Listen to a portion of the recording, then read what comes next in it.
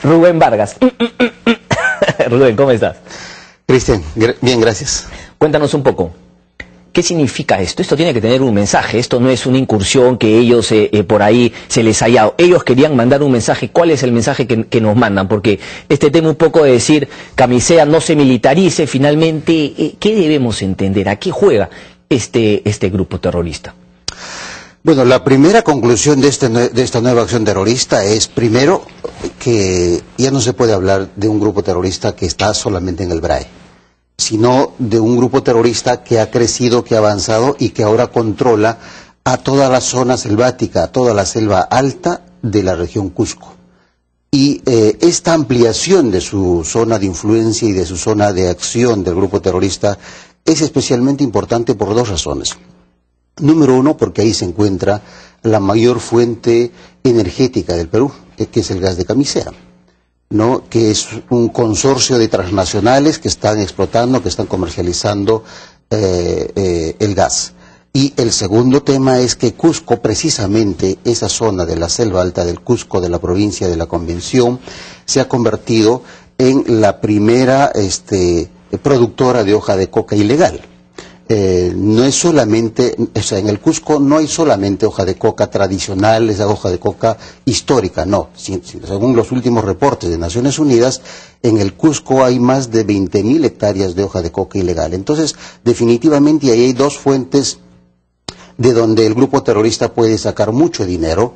Me refiero al consorcio Camisea y también, por supuesto, al negocio que gira en torno a la coca ilegal y al narcotráfico. Pero, digamos, en términos estratégicos, en términos inclusive políticos, el solo hecho de que estén cada vez más cerca del corazón de Camisea, que es Malvinas, eso ya significa en realidad de que el gobierno y las Fuerzas Armadas se muestran absolutamente incapaces de garantizar a una inversión tan grande como es Camisea, porque si Gabriel o el terrorista que encabezó esta última incursión, retención o secuestro de trabajadores que realizaban el mantenimiento del ducto, si hubiesen querido, hubieran vuelto a secuestrarlos. Si hubiesen querido, hubiesen hecho volar, hubiesen hecho dinamitar al helicóptero que los servía de transporte.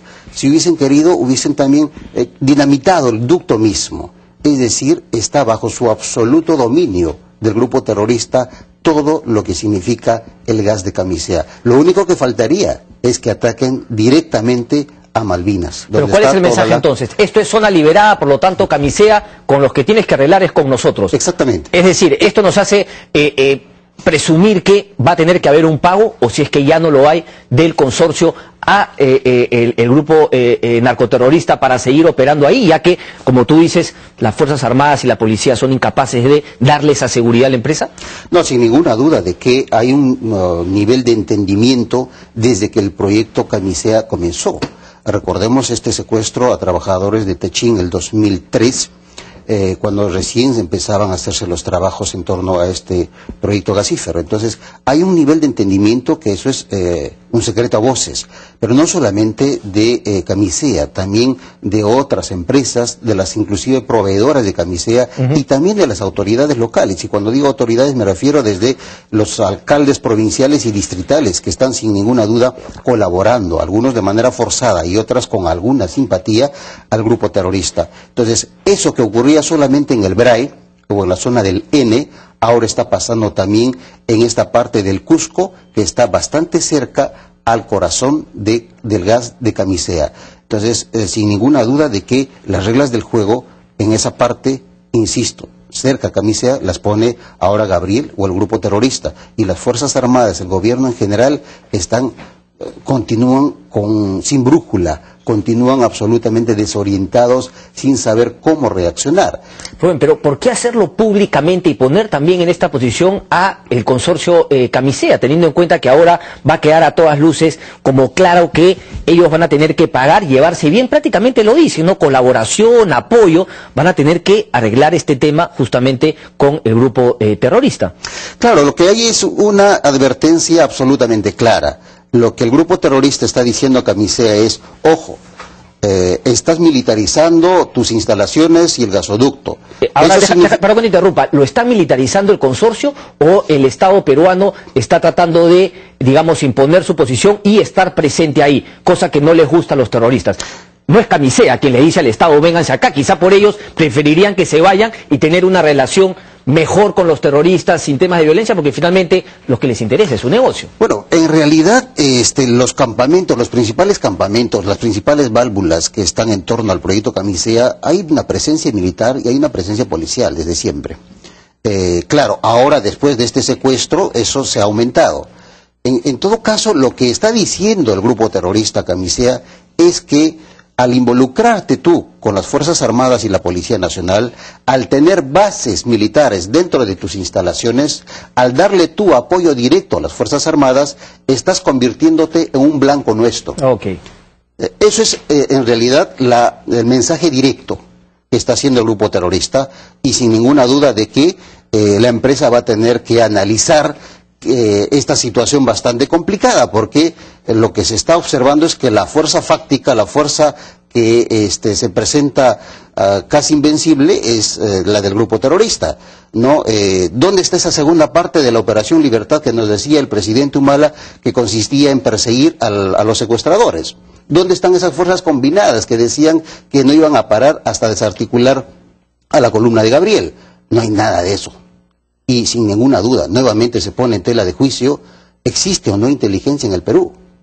¿Existe o no dirección de inteligencia que pueda darnos información, por lo menos cercana a cuál es la real situación respecto al terrorismo en esa parte importante del Perú?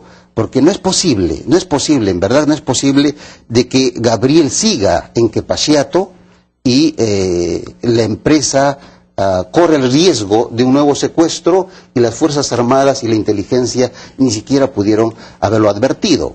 Entonces, esa es una situación sin ninguna duda que está poniendo nuevamente en tela de juicio toda la estrategia y la reacción y la respuesta del gobierno.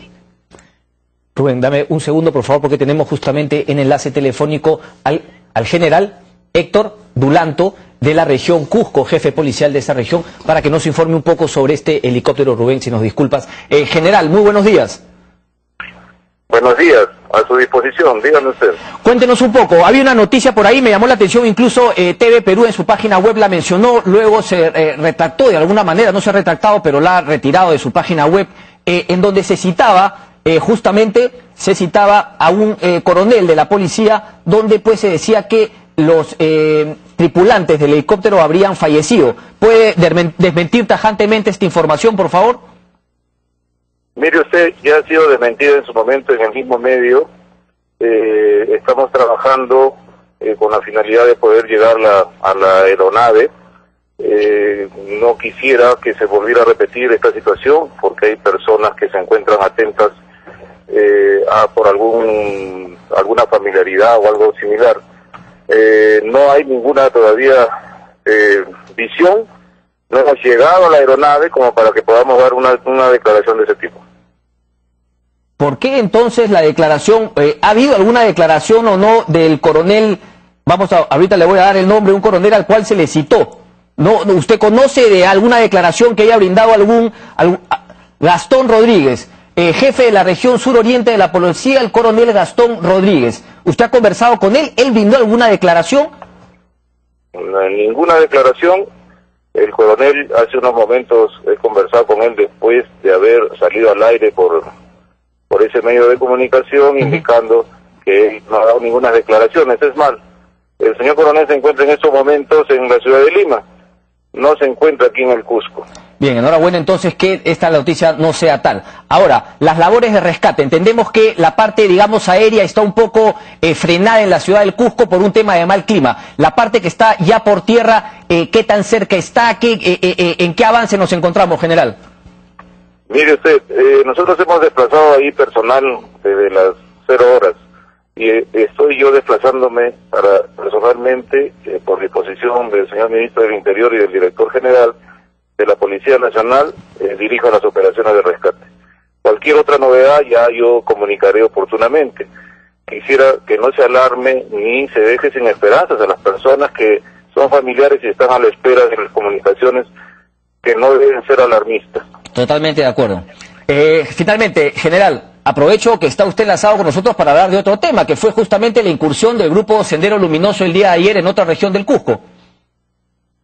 Bueno, efectivamente, esa es jurisdicción del Frente Policial BRAE, no se encuentra bajo mi comando.